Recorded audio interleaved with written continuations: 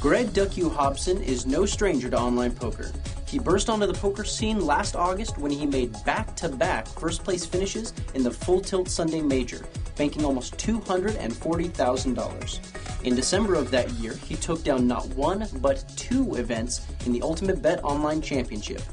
Most recently, Hobson came in second in an incredibly stacked $10,000 buy-in event in the currently running PokerStars World Championship of Online Poker. He made a whopping $460,000 for his finish. We got Greg to ship us the hand histories from some interesting hands he played in that tournament, and we're going to talk to him about those hands today. This video is going to be broken into two parts, so stay tuned for part 2 coming soon. All right, well, thank you very much for being here with us today, Greg. Oh, yeah, thanks for having me. So, congratulations on the deep finish. This was obviously an enormously stacked tournament. I mean, a $10,000 buy-in for an online tournament. You're gonna get a lot of pretty big names in this. How was the field? Well, I guess it would be easy to describe as, I mean, you see every person at your table you recognize, in some form. I mean, I felt like I didn't hardly have a table that I didn't know, at least something about, everybody at the table. It was pretty stacked, yeah. Well, let's jump right into the first hand then, and I mean, maybe some of that will factor into this, the fact that you're playing against a lot of really big, well-known, probably good players. This first hand, you sent me a bunch of hand histories, and this first hand, it was kind of early on in the tournament. You're dealt ace-king, which is usually a pretty nice sight. Yeah. Can you explain what the pre-flop action, what happened pre-flop? Well, I mean, I'm sitting pretty good at this point. I have, the blinds are 2 and 4. I have 39,000. Unskilled. This guy opens to 1,050. Comes around to another player who 3 bets to basically 3,400.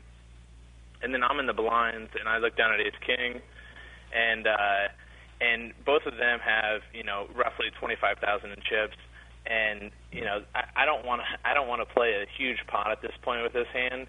Late in tournament, obviously ace king has a lot more value, so that's kind of going through my head. I also don't want to play it out of position. It'd be much more difficult for me to take this pot down if everybody misses. And and I guess in the back of my mind, I busted in the World Series main event with almost the exact same scenario, but it's a little bit later on, and so that might have been in the back of my head as well. And so I decided, you know what, I can find a better spot. The structure's so good. I'm going to go ahead and I'm just going to muck it. So I decided, you know what, I could find a better spot, and the action ended up going the early position raiser, initial raiser, 4 bets it, and then it comes back around to the other guy, and he moves all in, and a snap call, and I'm aces and kings is the showdown.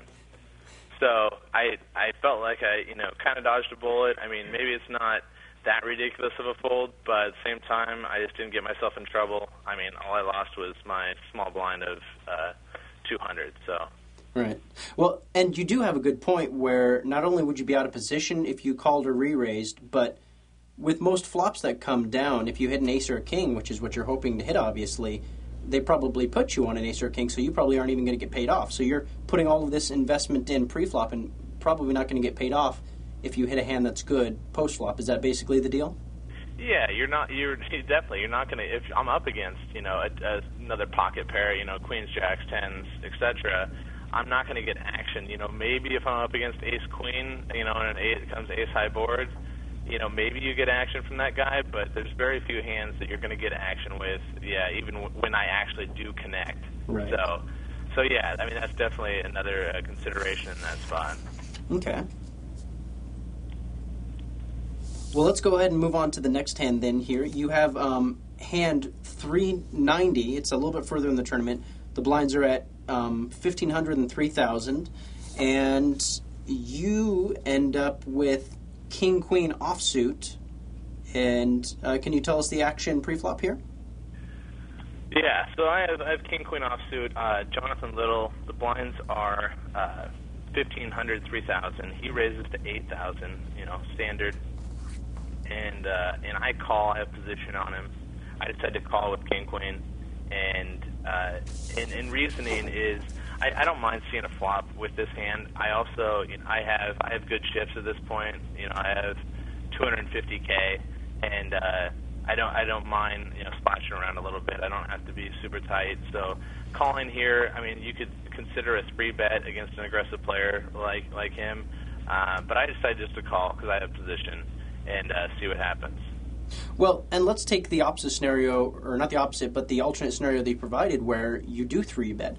What are the different things that could happen? What kind of hand ranges could you put him on if he calls, and what do you do if he re-raises you once again, 4-bets you?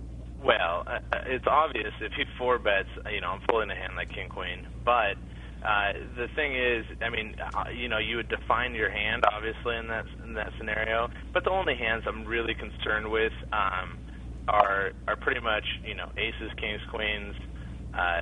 Ace, king, ace, queen. The hands that have me dominated are the only hands I'm worried about, because if I connect here, that I don't want to be paying him off on those monster hands if he has me crushed. But so those are the only hands I'm really thinking I'm concerned. But his range is so huge there that I don't really have to worry too much about that. And I just think that I have position. Most likely he'll miss the flop, and even if I don't connect, there's a good chance I'm going to take this pot down. Okay. Well, and you were talking about how aggressive an opponent he is, and we have a few hands here that you play against him, and it's obvious that he is pretty aggressive. And so my question is, against aggressive players like that, is it usually the best course of action to call in position, or should you raising them more often than calling to kind of put them in their place? Well, I kind of think it depends on your chip stack too. If I had a hand, I really want to define my hand if I have, a middle pocket pair or something, because I don't really want to see a flop. I'm not going to most likely improve. Most likely I do have the best hand right now. And so I like to maybe define my hand a little bit more with those types of hands. But against an aggressive player, I think, since we both had plenty of chips, I don't mind calling and seeing a flop instead of re-raising, just because I do have position. Obviously, if I'm in the blinds, it's a lot less likely that I'm going to make a call against an opponent like him, because he's going to just steal the pot from me on the flop if I miss. Okay. I mean, it's almost guaranteed. Okay. Well, you call, and so now the pot is a little bit over 23,000. The flop comes down king high rainbow, so I mean that's pretty much a dream flop for you in this scenario, or isn't it? Yeah, I definitely like the flop. I mean, it had good texture. I mean, it was king 5-8, so 6-7 is pretty much the only draw out there, and which a possible holding. But I didn't, I thought it's less likely that he has a hand like that.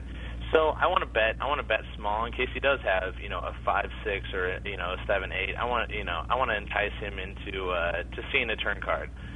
So I decide to bet. I decide to make a bet where I probably can get called by a second or third pair here. Him thinking, okay, he has position. He's going to try and just take this down if I check to him. Okay. So he checks to me, and I bet 8,000, and he calls. And 8,000 really is a small bet. I mean, he raised 8,000 pre-flop, so you're betting a very small portion of the pot. Do you not think that sends off like flags to him at all? Red flags? Well, it could be if I didn't do that when I was stealing too. I mean, it could be, but I don't. I mean, I think that is actually a major mistake that a lot of newer players make who are new to the game, is that they overbet the pot when they're bluffing or when they're getting value. They put too much money out there that they don't need to risk, and so I'm going to make that same bet if I had ace jack and totally missed the flop. I'll probably make the same bet in that same range, not always the same exact percentage, but I'm going to bet around half the pot. This obviously in this case I didn't bet. I only bet maybe 2/5 of the pot or something. So. Okay. And so you're pretty confident that you're ahead here with this pair of kings on this flop, and then the turn brings out the 3 of spades. I assume that doesn't change much? No, I mean, it brings a potential, flush draw now, but it's very unlikely that he's playing for backdoor spades at this point. So I want him to think that I was doing what I was just talking about doing, just taking a stab at the flop in position. Like most people, like a lot of people do, And so I wanted him to now think that that's what I was doing. He's a good player. He knows that people steal a lot. So I decide that I'm going to check behind him, not because I'm worried that he's ahead right now, but because I want to get value on the river, and I don't want to bet again right here, because if I fire 2 straight barrels, it's more likely that he's going to dump a 5 or an 8 right there and think, okay, he probably has the king. Mm-hmm. So I check behind him. And this is actually a pretty powerful move that I'm seeing used a lot more often lately, is where when you flop something, you bet it out like you have it, and if they call, then you start to show weakness on the turn, pretending like you were just kidding, you're just trying to take a stab at it. And that ends up getting a lot of value on the river usually. And so, I mean, is this the kind... Go ahead. No, that's exactly right. I probably use this. I used this a number of times in this tournament, and especially against a player who's a high quality player. You're going to try and you have to kind of play a little bit more tricky than if it's someone who is in the lower buy-in tournament who maybe doesn't think second, third level, and they're not thinking, okay, well, he probably was trying to steal, and now he's just giving up on the turn. Right. Okay. So John checks, and then you check behind. River puts out a 7 of hearts. Doesn't really complete any draws that you thought he might have. So, I mean, how does that affect things? Well, I mean, I think he could have, at this point, I put him on 1 pair. Right. The only possible, 7-8 is possible, but once he checks to me, he's going to want to get value out of that hand. Even, he doesn't want to get it go check with 2 pair in this situation. So I'm very certain that I have the best hand, and now it's just, okay, I want to try and get as much value as possible, from a pair of 8s, pair of 5s, or if he had 6, 7 for the draw, a pair of 7s now. So he checks, and I decide 25,000 is about the right amount to still look like, I'm just still kind of trying to pick it up on the cheap, but I would be doing that. I would do the exact same bet if I was firing, trying to steal the pot on the river too. Right. And so he ends up calling you here with ace-8, so that's second pair of top kicker. I mean, that bet on the river and the check on the turn seemed to have worked out pretty much perfectly, given the exact kind of holding that he had. Yeah, I think that. The hand range that I put him on was ace-8 was definitely in that range, and so I guess it was the desired result. I mean, if he had absolute air, he wouldn't have called me on the flop, so I knew he had some piece of that, and so yeah, it did work out well. I mean, I guess my hand was disguised enough to get value again on the river. Okay. That's all we have for part 1 of this interview. Stay tuned for part 2 coming soon.